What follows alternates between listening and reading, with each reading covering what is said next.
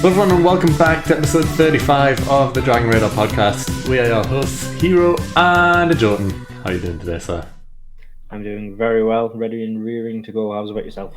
I'm also good. I'm ready to go, so let's get started with Roshi's rant. Let's go.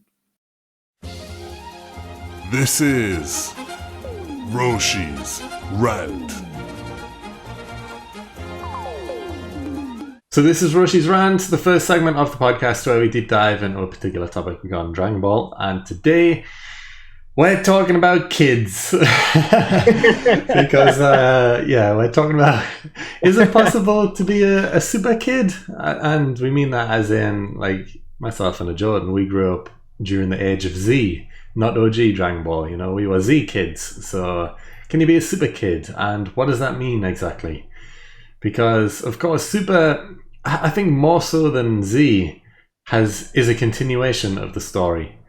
You know, Z kind of started fresh, I guess, and completely changed everything, whereas Super is a bit of a continuation from where things were left off at the end of Z. Well, apart from the final 5 minutes of Z, at least, anyway. But, we're going to talk today about the differences and whether it's a good idea to be a super kid, I guess. Yeah. So, what do you think? First thoughts.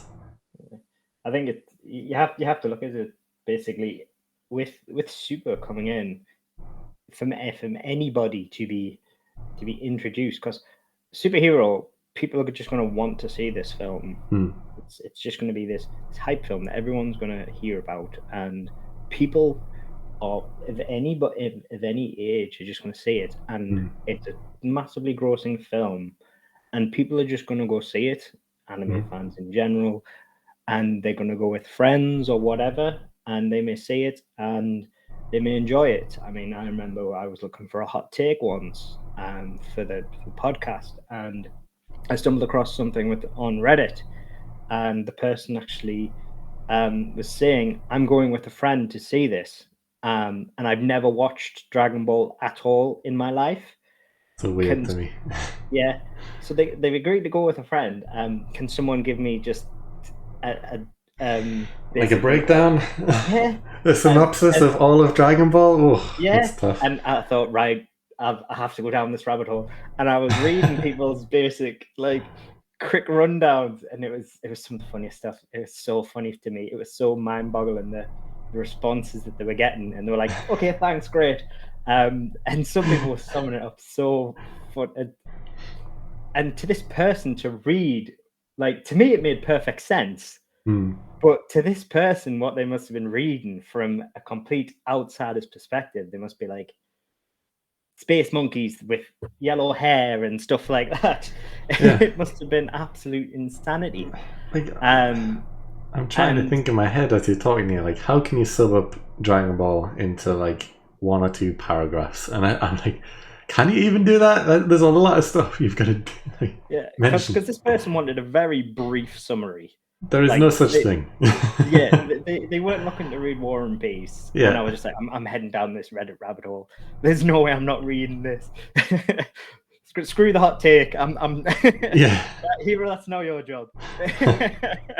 And it was fascinating to me. And I was just thinking that there are going to be a lot of people that are like this now. There are going to be some people who are just going to watch Superhero and think, okay, I've just seen interesting fights. I might want to see more than this. And then they're going to jump into the start of Super.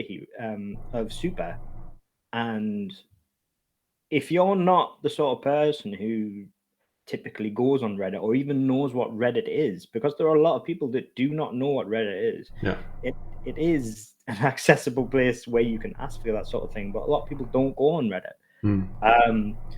And if you just jump into that show, it is not the same concept as going into Z. No, not at all. No, the start of Z is very, like, it's basically, Z is, to me, the equivalent of when reset, kind of. Yeah, it's basically Goku's done what Goku always does, where he's disappeared from his friends for so long that they've half forgotten who he is. So he kind of has to half reintroduce himself to his friends. So at the very start of the show, he's kind of half reintroducing himself and his son. So he has to introduce his son to all these new people. So he's basically, you're getting an introduction to everybody. Yeah, you're meeting everybody for the first time. Yeah, because the entire cast just happens to be at Roshi's house, like the Kame house. And it's like, oh, okay, it's unusual for everyone to be here at the same time, but cool. And then Goku shows up with Gohan, and it's like, oh, okay, everyone is here right now. Like, I think the only person who isn't introduced in the first episode is maybe Chi-Chi, to be honest. Which is maybe a little bit surprising because, you know, she was never a main character in OG, I guess. But, you know, she is the wife of the main character and she isn't introduced straight away. Yeah. So it's basically, you get the exposition reason to introduce you to your main characters, which is very smart. And then Reddit shows up and he... pretty much for the most part, nigh on. He pretty much shows up nigh on straight away. He doesn't really hang about. He's still at Roshi's house when, so he's not even left. Like there is no hanging about, and then he gets the whole exposition of you're an alien and everything like that. Like, you don't even need to think and go back to the whole. Used to be an adventure in Monkey Boy. You don't need to know anything about OG because it's not explored at all. Yeah, it's a whole new thing. Like OG isn't explored whatsoever. So to a Z kid, you don't even need to think about it. Yep, this is a full reset. Yeah, Super is not that at all. It is a full continuation, as if Z never stopped. Yeah. Everything's peace on Earth again, and we have all the characters around. You're not really introduced them. I think you're thrown straight into a fight or training between Goku and Vegeta at the start of Super. And then, actually, are you? I think so. No, Goku's training on King Kai's planet, pretty much, and Vegeta's on holiday with Trunks and Bulma, getting really angry because he has to be on holiday and he wants to know where. So he's actually, you hear, because I watched it a while ago, so I mentioned it in a previous podcast, I think. He's actually talking in his head. You hear he's in a monologue. He's ranting and raving in his head about how frustrated he is, saying how annoyed he is that not Goku, but Kakarot is away training, getting stronger than he is. So everybody in typical media knows who Goku is, not necessarily who Kakarot is. Yeah, again, like if you're starting fresh at Super, you think, okay, he's talking about some guy named Kakarot, and then no one else calls Goku Kakarot. So it's like, why is he keep calling him Kakarot? Because they don't. They will not. I'm pretty sure. I don't even really need to go check this, but they will not explain that Kakarot's his Saiyan name. They won't explain that in Super. Definitely not. Don't need to check that. I'm pretty sure they haven't. So they must find it weird. Like, why does he keep calling Kakarot? If you're just starting at Super, like you'll talk about saying pride and stuff. Yeah, like, but it isn't explained again. No. Like, just remember why I call you Kakarot. And it's like, I'm pretty sure that sentence is never uttered. Yeah. Just a fresh reminder, Kakarot. I can just imagine kids sitting there tearing their hair out, like, why? Why does he keep calling him Kakarot? What does Kakarot mean? What is it? Is it a nickname? Is it some inside joke? What is it? Yeah, it's like, I think the only people who would, I think the only way you could really tolerate the part of this show is if you just don't care about the story. Yeah, because it would be so weird for me. I don't think I would enjoy it because you introduce the two mains, I guess, Goku and Vegeta doing completely different things, and then you introduce the Beerus, and then I guess it builds up that arc with the fight and everything. But Beerus straight away is hinting at how he was the one who told Frieza to blow up planet Vegeta. So you're going into all this. Which won't make any sense. You won't know what the hell he's talking about. Yeah, because also, even though he says that, it's like, oh, okay, to everyone who knows Dragon Ball. But if people are starting fresh, it's like, well, what's Planet Vegeta? Why is it important? Oh, this guy's also named Vegeta. Is it his planet? Like, what's going on here? And then they never really go in depth about any of the lore, because they mention things, but they never really tell you what it is again, because they expect you to have watched Z at least. Yeah. And then you've got the whole Resurrection F film. Why is that a big deal? Yeah. Yeah, exactly. That's the second. That's the second arc, and they're like, "Oh, Frieza's coming back," and then it shows you a couple of little bits on Namek, I guess. But then it's like, "Oh, he's back again," and all these people are, well, if he is starting fresh, are just like, "Oh, is that important? Should I have watched that?" Like, I'm starting from here. Like, what's going on? Why is Frieza so strong? Is he not dead? Is he coming back? I don't get it. I think the thing is, there's a lot of, and again, this goes back to what we've discussed previously in another podcast, and it's actually another hot take we've discussed, which is that we feel there's more slice of life in Super, which I think there is personally. Is you would have to sit through a lot more of the slice of life that is you probably don't understand for the most part, and just not care about that, and probably just do something else and wait for the interesting fights, and only really be interested in the fights. Yeah. To be interested in the show, if you've not really been interested, the only arcs that would really draw you in are the Goku Black arc, you could fully engage with, because I don't think there's anything about the Goku Black arc that you couldn't fully engage with. I guess the emotional scenes between Trunks and Gohan and why that's important, but apart from that, yeah. And what's that? Yeah, what's that? Like a couple of percent of it? Yeah. I would say you could engage with about 95% of that arc entirely. Probably, yeah. And then the Tournament of Power is completely fresh after that. But the first two arcs especially, it's like, I would say, but the Frieza thing. Yeah, but even then, by that point, if you've stuck with just Super, you know who Frieza is by that point. Yeah, I suppose, yeah, because then you've seen Resurrection F. So I was going to say, like, what's the big deal with getting Frieza to join? But then again, you've seen him as a bad guy in Resurrection F. Yeah. So getting him for the Tournament of Power arc, you already know he's a bad guy. So going to get him, I suppose, yeah, that's fine. Yeah. So yeah, everything from the Goku Black arc, I would say afterwards, if you've stuck with the show by then, you're pretty much golden, because you'll have worked out who the characters are by then. But that's a big chunk to sit through.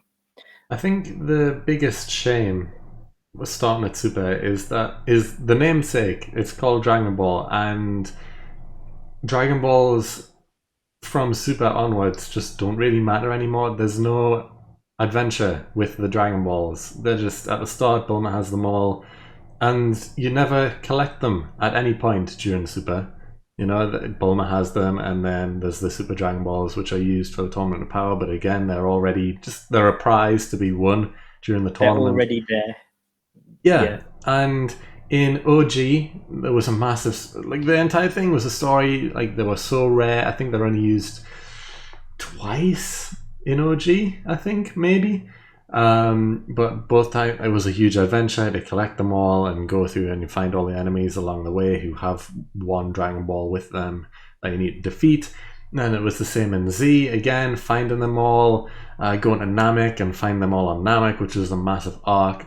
Basically, a race against time. The entire arc focused around collecting them and using them. Yeah, it was a race against the other villains. There was basically three groups: Krillin and Gohan, Vegeta on his own, and then the Frieza Force. All three groups trying to get the Dragon Balls at the same time, and it was like, oh, who's going to get them first? Who's going to get the wish? All that stuff. It was all based around that wish and who's going to get them all first. And yeah, they used a few other times after that in Z, not as effectively. Well, I mean, the wishes were effective, but like the adventure side of getting the Dragon Balls, it kind of dropped off by that point. But yeah, there is nothing in Super, and it's like, this show is called Dragon Ball, yet the Dragon Balls are not even a focus at any point, really. They're just these things that people have all of them all the time, and it's just, yeah, they can just be used to grant a wish. And it's never explained that there's a year wait in between in Super. It's never explained the limits or anything like that. It's just people use them, they grant a wish, and then that's it. they fly away, but they're back again as soon as we need them. And it's like, yeah, that's it. It's such a shame. I've never heard it said. I can't remember, like, they've said, oh, they're on cooldown. I've never heard it said. No. It's always pretty convenient like that. It's like, oh yeah, well, luckily it's been a year, so yeah, we can use them again. Yeah, I've never heard it said it's on cooldown at all. Oh, I would actually love that. That would be a great thing to happen. Because that would make it stakes. Like I know we say like there's no stakes and everything like that, but if they were saying like, oh, like, because do you know how we said like in the original Saiyan saga, they're saying we've got a year to train to prepare. Well, it's like, why don't you kill off one of the best defenders and then say, oh, well, we can't resurrect them for I don't know, a year because the Dragon Balls are on cooldown and the bad guys are going to be here in 6 months. Right, there. Okay. So what are you going to do? Now you don't have one of your defenders. Yeah. Easy. Yeah. Like, we can fully plan a story around Goku and Vegeta, one of them dying or whatever, and then can't resurrect them for a few months or whatever, so there has to be some workaround. Or both of them dying, potentially. I don't know if it's a big enough villain to do that. But even if not, just have it like, oh, we need some special like item to be able to defeat this person, like some sort of poison or whatever. Like basic attacks and blasts just don't work. We need this certain type of poison that you can only get on this random planet in the middle of nowhere, which you can't breathe the air in there or whatever, so we need the Dragon Ball just to get it. So it's like, oh, but it's on cooldown, so you've just got to survive. But even like 2 weeks, oh, there's like 2 weeks left of cooldown, you've just got to survive Onslaught. And then we can eventually get it. But no, there's nothing like that. You're right.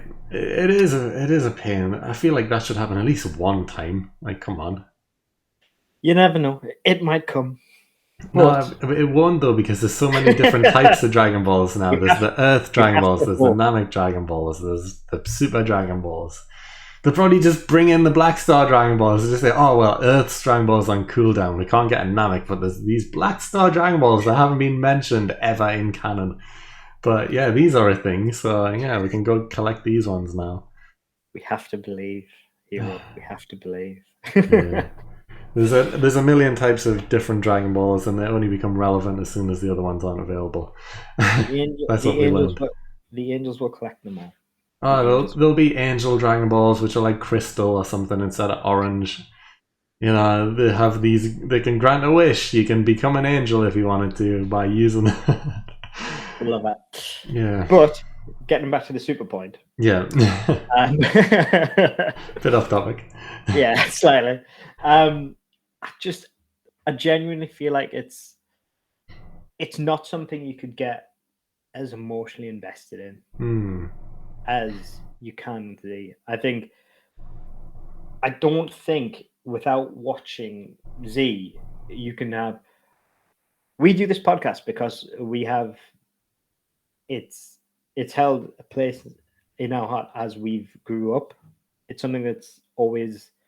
We've got an attachment to it from when we grew up till now. It's something that we have a passion for, and we've loved it from everything that's from Z, Super, films, everything. And I do not believe in any way, shape, or form you could get that purely from just jumping in at Super, not fully understanding or appreciating the story, and just going with the fights and then maybe understanding the arcs halfway through. I don't see that happening. I think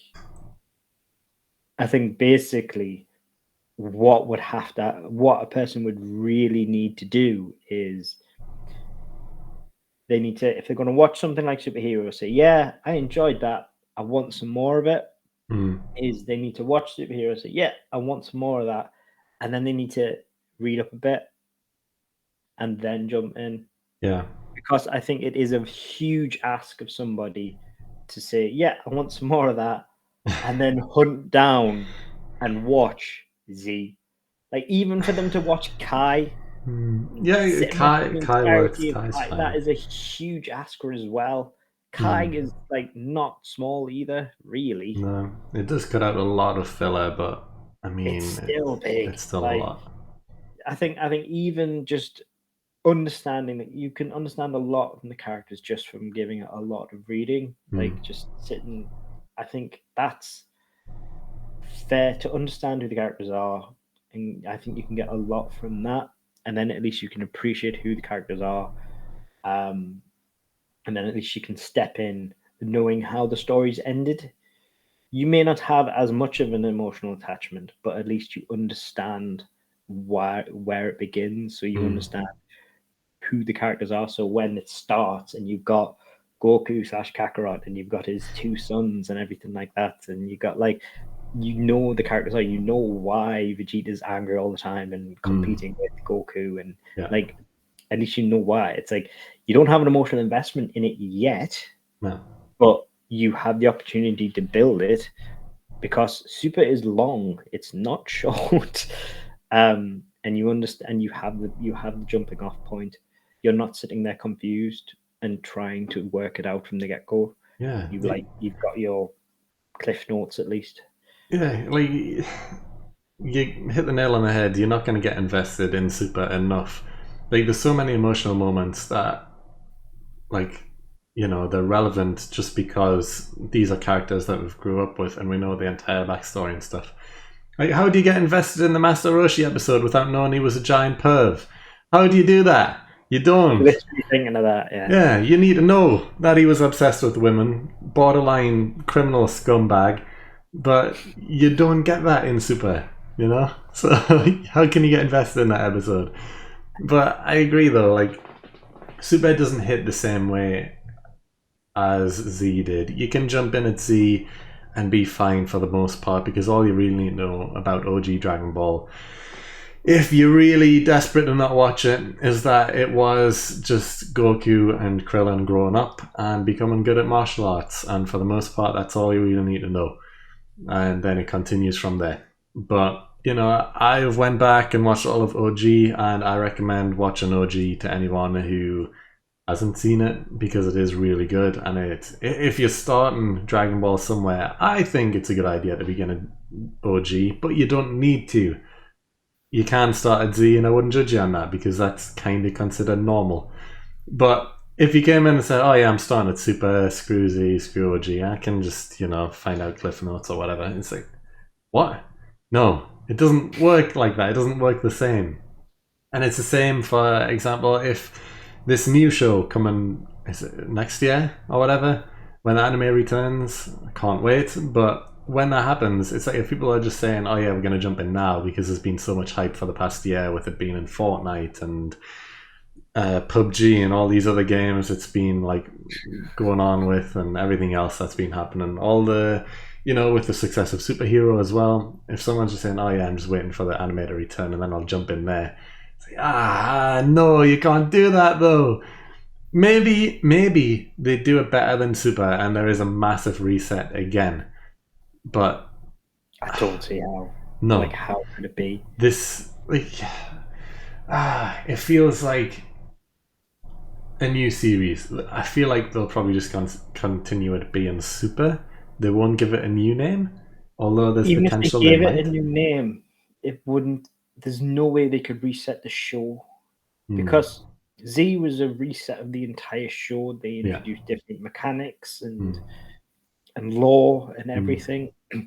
There's no new lore to introduce, so to speak. Like, there's new stories, but not new, like, lore as in, like, obviously you had like your aliens and everything like that, your true key, all that. It was an entirely new world of Dragon Ball.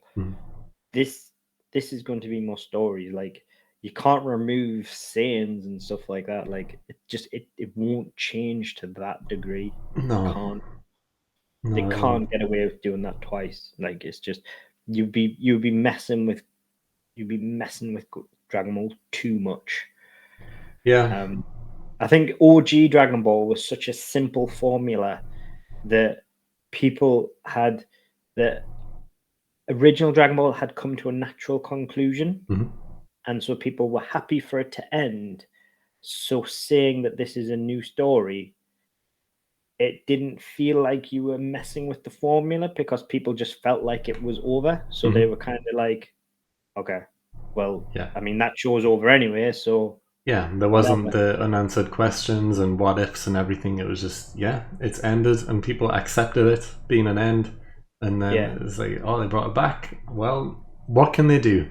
People were curious as to what is going to happen next. They didn't have any like expectations for what's happening next. Like, people couldn't guess, like, oh, is this thing going to happen? Is this thing going to happen? It was just like, no, that's it, ended. I'm really curious to know what's going to happen next now. I want to see more of the story. But with the end of Z, everyone had so many questions. It's like, oh, is Oob going to be a main character now? How's Goku going to train him? What's going to happen next? Majin Buu's now a good guy. What's going to happen then? All this stuff and blah, blah, blah. So many unanswered questions. New kids, you know, Goku Jr. and Vegeta Jr. Is it Vegeta Jr.? I don't even think it is. But yeah, Goku Jr. and all the rest of them. And, you know, Goten and Trunks being teenagers now, and Gohan being a dad and older now, and all this stuff. So many things that could happen. And then with Super, they kind of answered a few of them, sort of, but they continued from just before then. But yeah, it's the same here with the end of Super. They've just brought Frieza back to life. You know, there's the films that we already know about as well, but even ignoring them completely, they've just brought Frieza back to life. The universes have just been reset pretty much. Goku has enemies with everyone now because they put them in the tournament to begin with. So it's like, yeah, I want to know what happens next. What does happen next? And you've got all these unanswered questions. That wasn't an ending. If that was the end of Dragon Ball, it doesn't make sense. It's like, well, there's so many unanswered things. The story hasn't finished. That's the thing. It's like, if you tried a whole mechanic change like that, like if you change Dragon Ball into like Lord of the Rings and you made like Goku and that into elves and dwarves and stuff like that, like people would take issue. Like you can't do a massive change to that degree like you did with Dragon Ball to Dragon Ball like Z. Imagine this is still technically possible, by the way. Yeah. They've brought back all of these other universes, but now every world is in the Middle Ages. Dun dun dun. That's the thing. Like, you can't get away with doing that type of change because there's no natural end yet. There's like, people are invested in. They feel they're in the middle of a story. Like, you can't change it. We're just waiting to see what's happening next. So you can't get away with that right now. Yeah, you can't, like, if it was an end and then people said, and then like Toriyama and that turned around and said, yeah, so do you know how to do you fancy something a bit weird and crazy now, but with the characters? People would be like, yeah, sure, why not? Yeah, go for it. Like, they probably wouldn't care, and that's basically what you got with Z. They were like, cool, I guess. Like, so no one cared, but like, no, you can't mess with people's story in the middle. It never ever goes well. No. It's never gone well for anybody ever on any show. Like, so you can't do it now. Yeah, I guess just to wrap up, we both agree it's not a good idea to start watching Dragon Ball from Super. If you're not gonna watch OG, which I think you should, start at Z, and that's still fine. Yeah. But don't start at Super. You're not going to be emotionally invested, and you're going to miss way too much of the show to understand everything properly. Yeah, that's just our thoughts. But I think that's a good place to wrap up this segment. So let's move on now to the Hall of Fame. Let's go. And now it is time for the Hall of Fame. And it is that time once again. The Hall of Fame, where we see who is most worthy this week. So, last week, it was what was the best filler moment in the superhero movie. And Heeroh, you chose Piccolo and Janet's interactions. I did. Everyone loves a bit of Janet. And I chose Vegeta and Goku's sparring match. Yeah. And you have the results.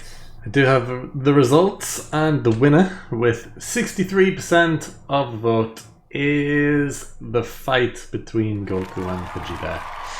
Janet held her own quite well. I'll give her that. Yeah, people love a bit of Janet, but I mean, as soon as you said that, I was devastated. The boys. Yeah, I mean, I wasn't even considering it.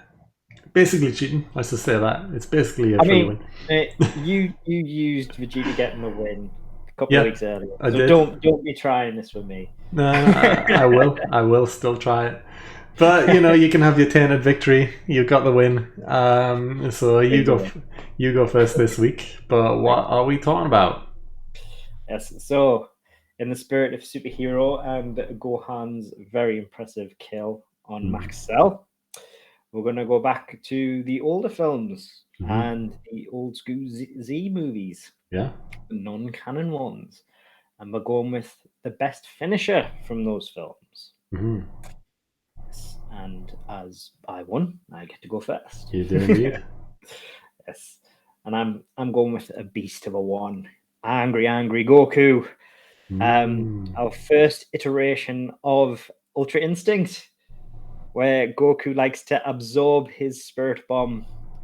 And that's when Goku absorbs his spirit bomb to punch Android 13. Oh, wow. Okay. That wasn't... Yeah, fine. Yeah. Didn't come up on my radar. All right. I like to think it was the inspiration for Ultra Instinct, where they got the idea from. I think they just like ripping off the old films, really, when you think about it. Yeah, You've got Goku, Black, and Turles.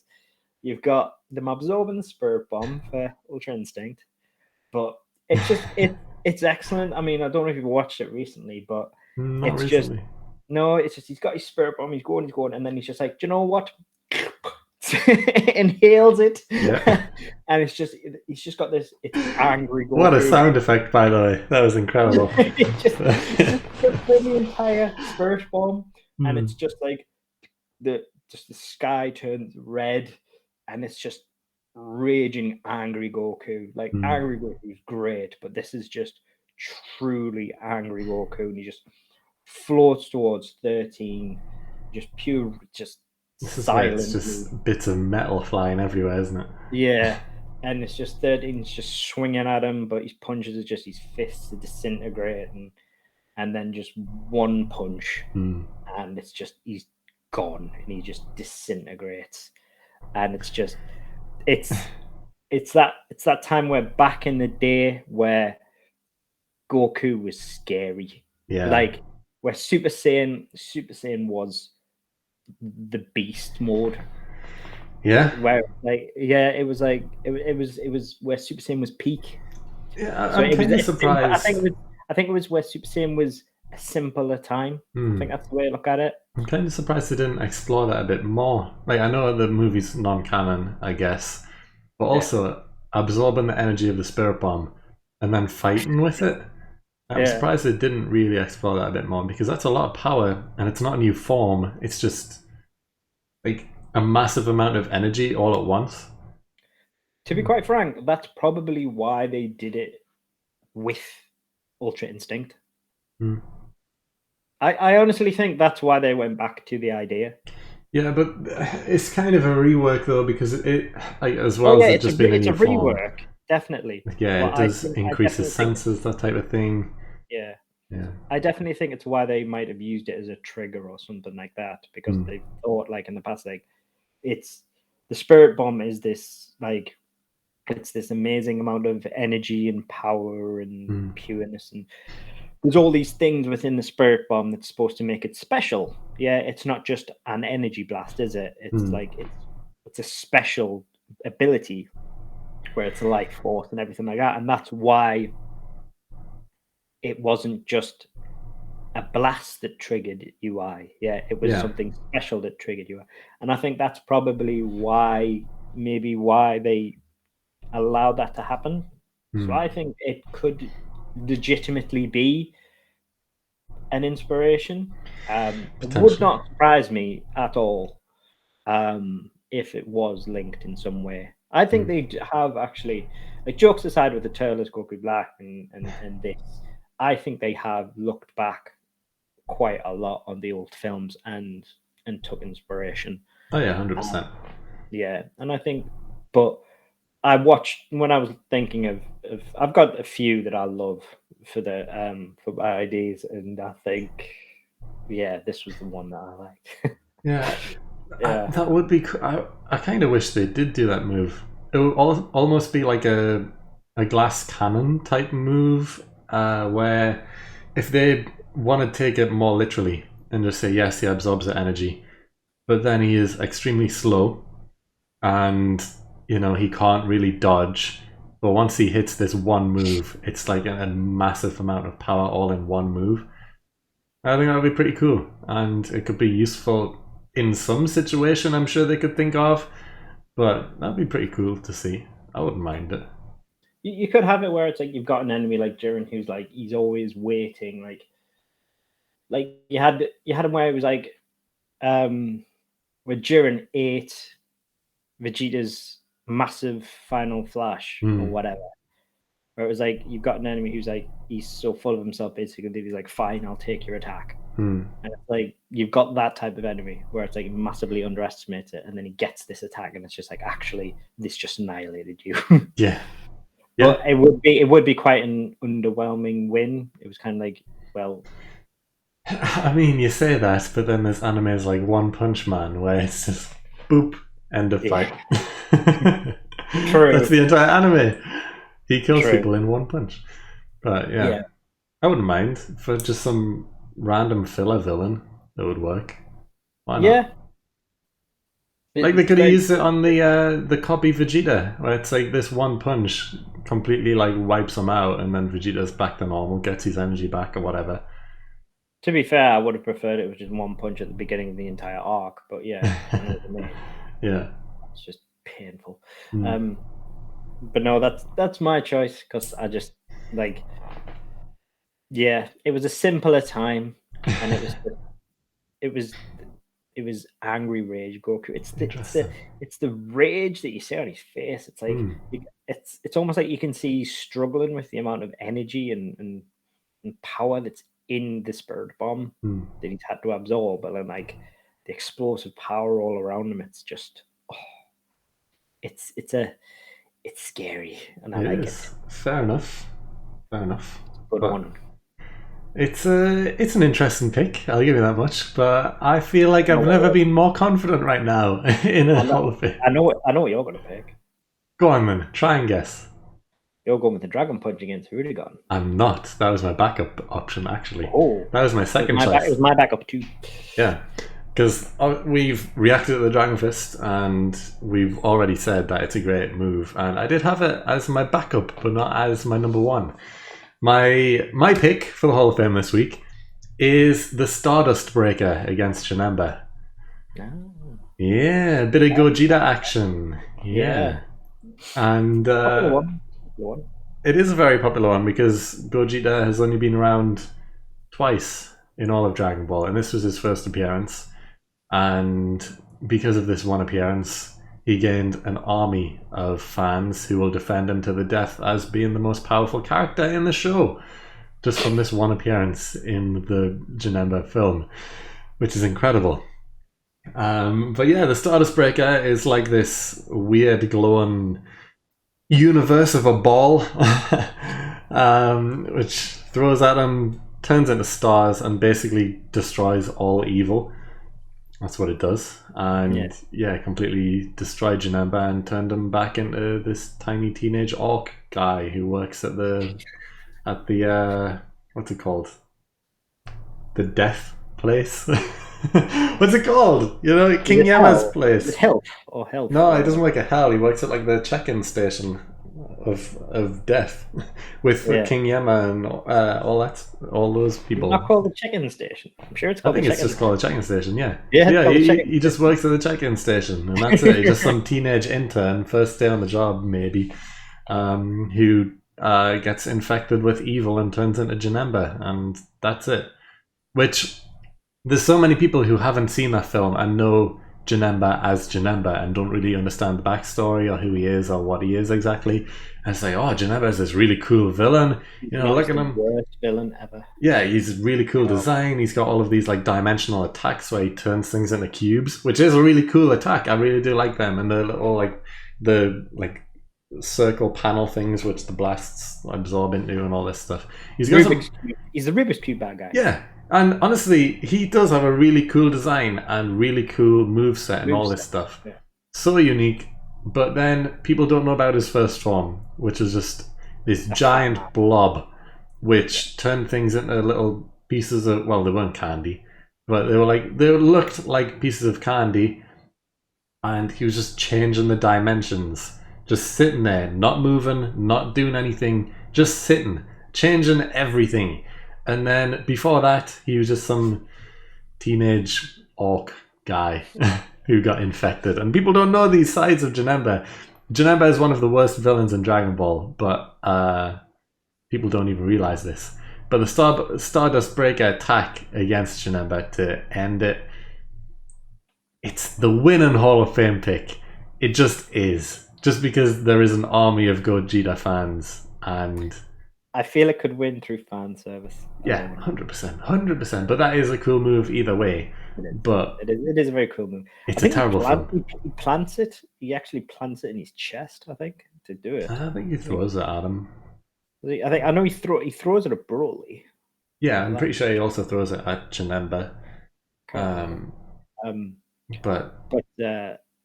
It's an I awful think film. I think just fat. I think even if they don't like the move, purely against the fact that they just love Gogeta.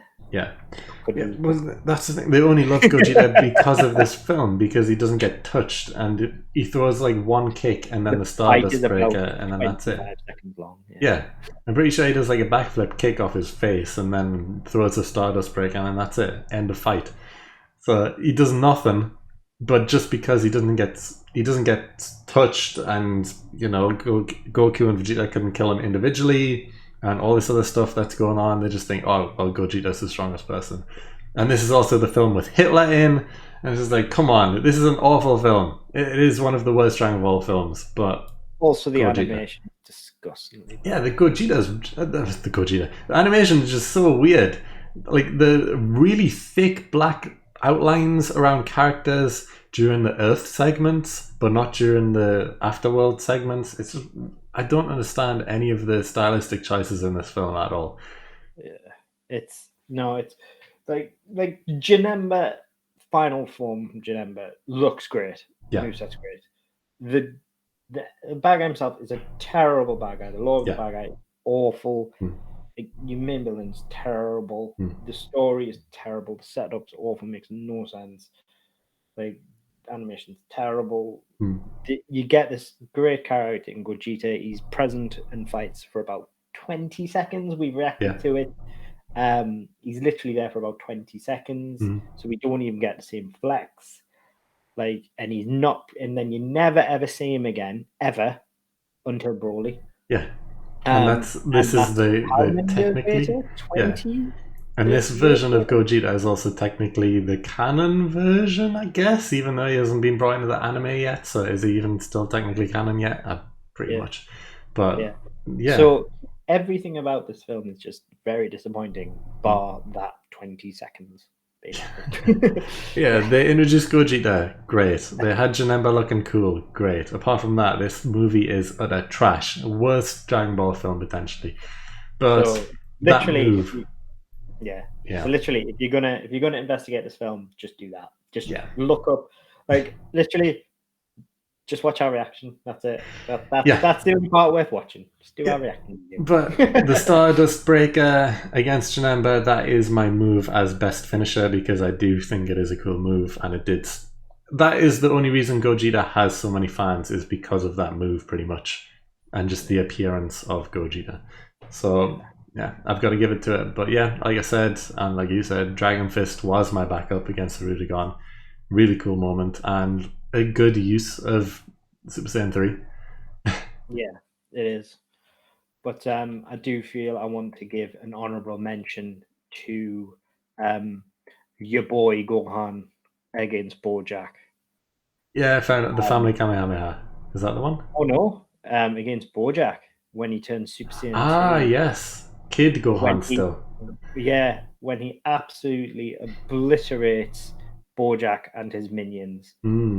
Like, he literally turns angry Gohan, which is the same as Cell, and literally they all try and beat him, and he's just walking towards Bojack, and he's just lashing out, just one-shotting everyone, and it's just you just get the same flex again the way he did against like the Cell Juniors, and it's just a thing of beauty.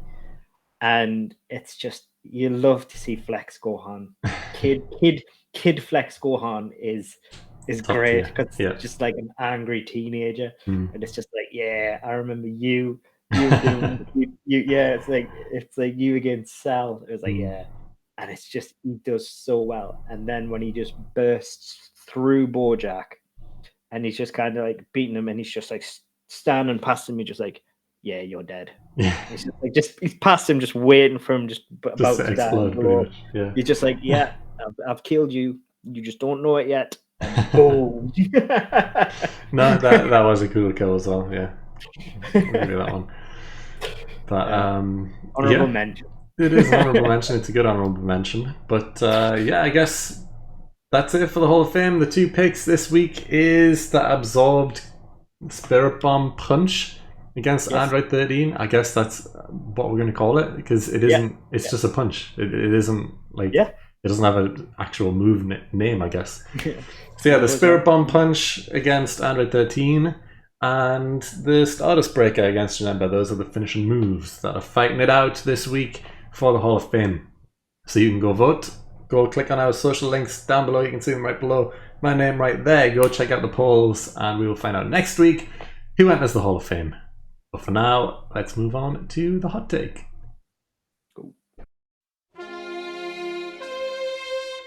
Hot take.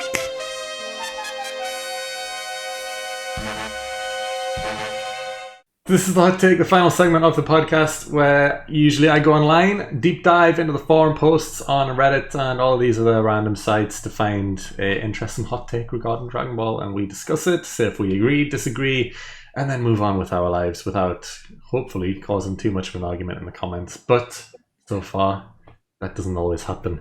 There's always people who comment and argue in the comment section, so get ready for it. But this week I found posts online. I shall reiterate, these are not our thoughts, these are the posts of random people online, and this random person has said, I dislike the bandwagon effect. Like, oh look guys, Krillin died, lol lol lol lol. Yes, this is what someone typed, I'm reading what I'm reading here. But they also say, the amount of stupid inside jokes in this fan base is starting to get absurd. Like, are these people not tired of the generic Yamcha sucks, Goku's a bad father, or Krillin died jokes yet? And that's it. That's the take. That's the hot take. So basically this person's just sick of the bandwagon effect. And I agree. I fully agree with this take. What do you think? I don't think, I disagree based on the fact that it's not bandwagoning. It kind of is, though. No, I don't think it is. I think it's called a meme.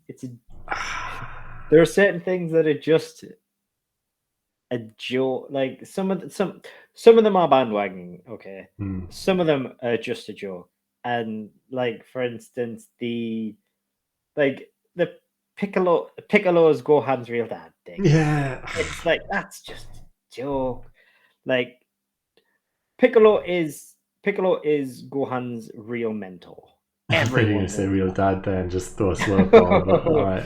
Well, but everyone knows he's the true mentor to Gohan. Yeah, he's his real mentor. It's why he wore his gi during the Cell games and everything like that. Like, everybody knows it, despite spending a year in the time of the Hyperbolic Time Chamber with Goku.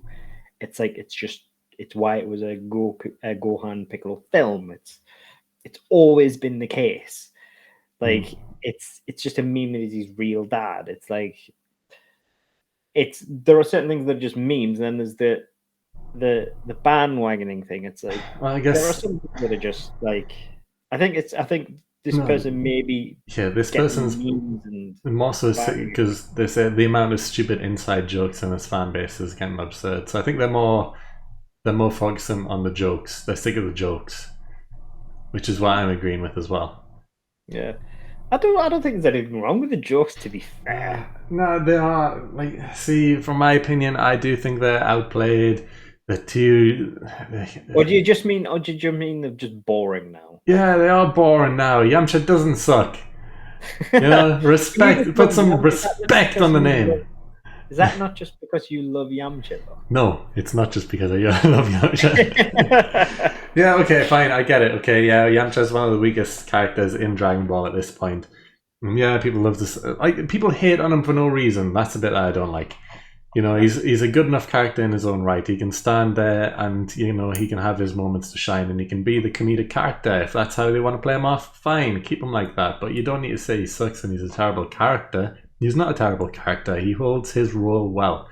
But, you know, the other jokes as well, like this guy mentioned, Goku's a bad father. He's just not. And I hate that joke. It's a stupid joke. And the Krillin died jokes. Oh, Krillin's dead again. Ha ha ha ha. Well, it's been a while now since Krillin's died, so, you know, leave it in the past.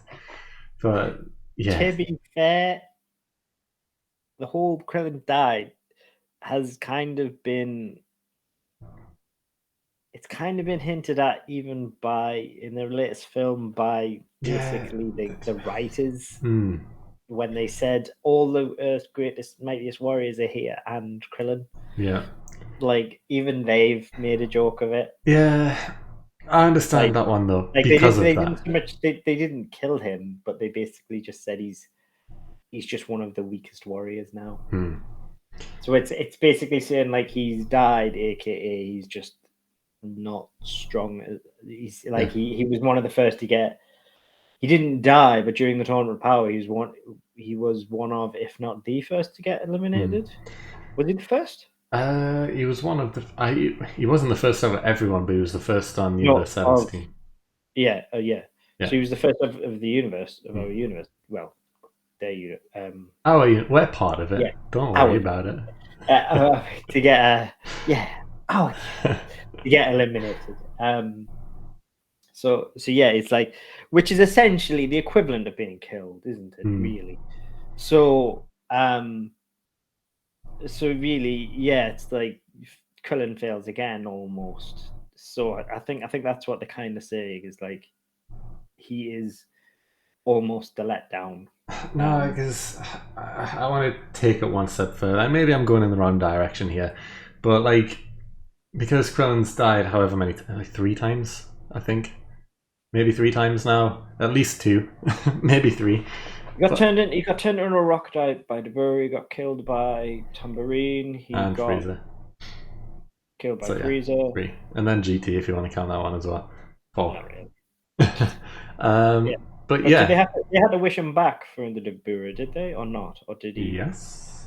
Or I believe so. Or when Dabura died, does he just unturn? Maybe that might be right. Maybe that wasn't counted as a death. But either way, he's died the other times. He suffered a lot, basically. No, and it's the fact that, you know, people go back now and watch maybe the Frieza saga, and they watch that Krillin death moment and think, haha, look, yeah, that's classic Krillin. And it's like, it's got to the point now where if Krillin was to die again, that these jokes have taken away the emotional impact that it could have. I mean, the Dragon Balls take that way anyway, because anyone can come back to life. But if it was Krillin specifically that died, it's not going to have an emotional impact anymore. And it's because of these jokes. People make the joke that he is the weak one and he dies all the time. So it's like, oh, it's just Krillin dying again. Who really cares? And it's because of these jokes. And I get it. You know, I'm fine with them making jokes on his weakness. You know, like they do it in Superhero, like you just said. The film I in Earth's Mightiest Warriors and Krillin, like, haha, fine, okay, fine. Make a joke that he's not as strong as the rest, that's fine. But joking about the fact that he dies all the time, it's taken out of the impact of any potential interest they can do with it. I think that's where I'm getting at. I just imagine the scenario that, like, in Superhero, spoilers. Well, no, not spoilers, because it's a pretend scenario. It's like Krillin hangs back. He doesn't get involved in the final fight. And then he jumps out the plane to decide to get involved. He sees Pan. He tries to go and save her. This doesn't happen. So if you haven't seen the film, this isn't a spoiler. This is just a hypothetical. He goes to try and save her because a random beam blast is going to hit Pan. he jumps in the way, he saves her, he gets hit, and it kills him. To me, that would still have an impact because I don't think it would. I feel like maybe it would in the moment. Like they would try and make it dramatic. They definitely would. But also, I know for a fact everyone will be saying, "Oh look, Krillin died again." Yeah, of course it's Krillin who dies. He dies all the time. Yeah, and make a joke of it straight away. But because of the fact that he's doing it to save Pan, though, because of how he's doing, like why he's doing it, like he's doing it to save Pan, Goku's granddaughter, stuff like that. Like he's doing it like because of the resonance of why he's doing it. It's not just randomly like it's not just Frieza randomly deciding to do a beam blast and kill go like it depends why you're doing it. I think he's sacrificing himself for the little kid and stuff like that. Like maybe, but it's the fact that it's Krillin again, and that's the issue here. Because in OG Dragon Ball, we didn't even see his death against Tambourine. He just turns up dead, and it's the first death of a main character, and it actually means something. And it wasn't a joke then. And, you know, it had a massive impact. It almost caused Goku to die as well. And then in the Frieza saga, Krillin didn't do anything wrong. He was just the wrong place at the wrong time, and Frieza targeted him to attack to show how strong he was. And he blew him up from the inside out. It was a gruesome death. But that was made into a joke. I literally don't think that would have made any difference who you picked out of on any of those people. So you could have done that to Bulma in OG, and it would have had the same effect because it was the same.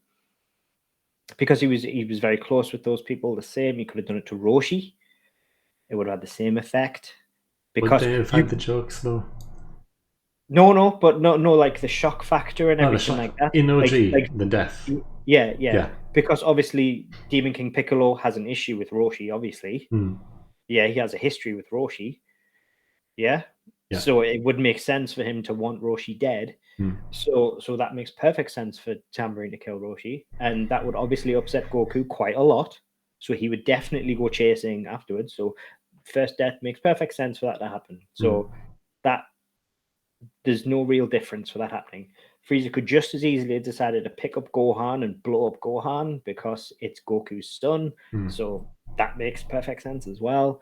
Like those emotional resonances are kind of redundant. Yeah, you could say, dependent regardless of the character. I think it just totally depends on not necessarily the person, it's how it's happening. A lot, not necessarily the person. And I think the impact of a death always depends on how you do the death. Yeah. And I think like Trunks' death, for instance, to Cell in the Cell games, when you see it for the first time, obviously when you see it for the first time, a long time ago, you did not see that coming. Oh no, not at all. From the smoke, you thought Cell was gone. It was as simple as that. Just like the characters in the show, you thought Cell was gone, and then Cell was down. Yeah. And then Trunks was down. And like, it's the thing is like, if that was Krillin, like you would have been like, what the hell? Like it doesn't. I don't think it matters. I think it's how you do these things. You wouldn't if that had happened to Piccolo. You would be a lot more focused on the fact that Cell was alive and he just killed someone than the fact of Krillin having died again. Like you'd be focused on like, what the hell? How was one of the characters dead? What's just happened? Yeah. Like, and I think that's the thing. Like, you're focusing more on the story and how it manages. Potentially, but that's just one of the many jokes, the inside jokes in general of like Yamcha sucks, Goku's bad father, Piccolo's Gohan's real. I think Yamcha does get a rough ride. However, the Yamcha sucks thing, he then got the filler episode, and he was the hero of that episode. He was. People still disrespect him, and that's the issue. Yeah, like that episode is so good. It's one of my favorite episodes of Super. Yeah, me too. It's such a good episode, and it's a random filler. because there's nothing bad about it. It's just good fun. Yeah. It's so well done. There's so many Easter eggs. They put so much effort into it. There's so many throwbacks. It's a filler episode that they put a lot of effort into. And the hero of that story, of that episode, is Yamcha. They give him the dragon fist, except it's not the dragon fist. Dragon. Oh, what do you call it? Wolf Fang fist. Yeah. Sorry, but with a baseball throw. Like they give him everything. He is the story, the hero of that story, and the only thing that they don't. The only way he only gets like anything is obviously he gets the throwback to when he got blown up by the Cyberman at the end. But even then, he still reaches the home run. He still reaches home base. Yeah. So he still gets the win in the end. So you see, gets his respect, but at the same time, he still gets the win, and he still becomes a hero. Yeah, he does, but I feel like I'm focusing more on the online reaction, like these jokes where people keep commenting all the time and all this stuff, you know. Like, I'm tired of them. I'm tired of seeing them. There's no new one. It's all the same stuff all the time, and it's not funny anymore. It hasn't been funny for a long time. All these jokes, it's like people are posting them like it's the first time anyone's heard them. Like, oh, you know, Goku's a bad dad, didn't you know? I think, yes, I heard this 20 years ago. Thanks. It's still the same stuff. No one's moved on, and it's annoying, and I am sick of them. I completely agree with this guy. I'm tired of the same stuff. People are going to recycle the same jokes because there's no new content with Dragon Ball for the most part. I mean, these same jokes are not going anywhere. Do you really think people are going to stop saying that Piccolo is Gohan's real dad? Yeah, no. When they've just released a film that is focused solely on Piccolo being Gohan's mentor throughout the entire film. It is based on a film solely on those two, with Goku off on another planet for the entire film, while Piccolo is basically looking after Gohan and trying to make him a better person and a better father, trying to teach him to be a better father. Yeah, that's not happening. Yeah, it isn't happening. That's the thing. I know this. I know that these jokes aren't going to stop. But it's the fact that, you know, we've had all these new characters introduced in Super, and they don't get joked about. It's all the same stuff from Z. You know, it's continuing the same jokes over and over again, and I am tired of them. I'm sick of them. I don't want to see them anymore. Just move on. Forget about it. We know. Everyone knows. Everyone knows this stupid joke, alright? You don't need to keep mentioning it all the time. Just move on. God. Tired of it. You know what also screwed the pooch for you? Team 4-star. I mean, no. I mean, maybe they've doubled down on the Krillin stuff a bit more. But apart from that, unfortunately, like certain things, they helped hammer home. Yeah. Like I love Team 4-star, but they kind of like these jokes that were quite obvious. They helped hammer home. Yeah, they did. But they did it in a more nuanced style. So what they took like the obvious jokes and they just made them better. Yeah. So whilst they were fresher and they made them better, like the Krillin own counter and stuff like that. But again though, Team 4-star's been going on for 10 plus years now. Yeah. So it's like even all of their jokes that they were making are pretty ancient now. But I'm fine with their stuff. It's a difference. It's when people are saying the jokes solely based on the actual anime. But if they're just referencing Team 4-star, fair enough, I get it. You know, it's their joke. No, what I'm saying is like Team 4-star are great. That's not what I'm saying. I'm not saying they're bad.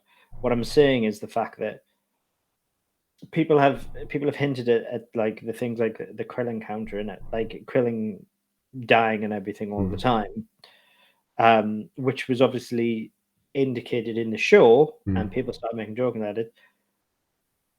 Team 4-star agreed, and they saw the Krillin counter, and they started doing that and everything like that. That just reinforced people's perceptions, and people enjoyed that, and so that's just hammered the point home. And so people are not going to let go of that as a result of that. So these jokes are not going anywhere. It's true. It is. It's sadly true. But I don't know. To wrap up, I guess, I agree with this take. Yeah. I'm for I it. think I can see where you're coming from. I just think there's not a chance that it's going to change. Nah, I don't think it's going to change either, sadly. No. And I think with things like the new film coming out, and especially the content that the film is just going to reinforce the type of jokes of like Goku being a bad dad, because Gohan struggled the entire film by himself. Yeah. He only had his real dad to help him throughout, while his bad dad was off somewhere else, ignoring him. Yeah. Like, all the jokes are just going to pile up. It's true. I know this, but I'm really curious to know what other people think. So if you've watched all this way, then let us know your comments down below. I'm curious to know what people think about this topic, because it is an interesting one. Are you also sick of the jokes, or do you not mind them as much? Or are you one of the people who I hate, who are going to post comments with just these jokes? Let me know. But Yamcha haters. But yeah, that's going to be a good place to wrap up the podcast anyway. I hope you all enjoyed it. If you have, please like it up, subscribe down below if you haven't already. Go vote in the Hall of Fame. Our socials just down below. Go vote, and yeah, we will see you all next time.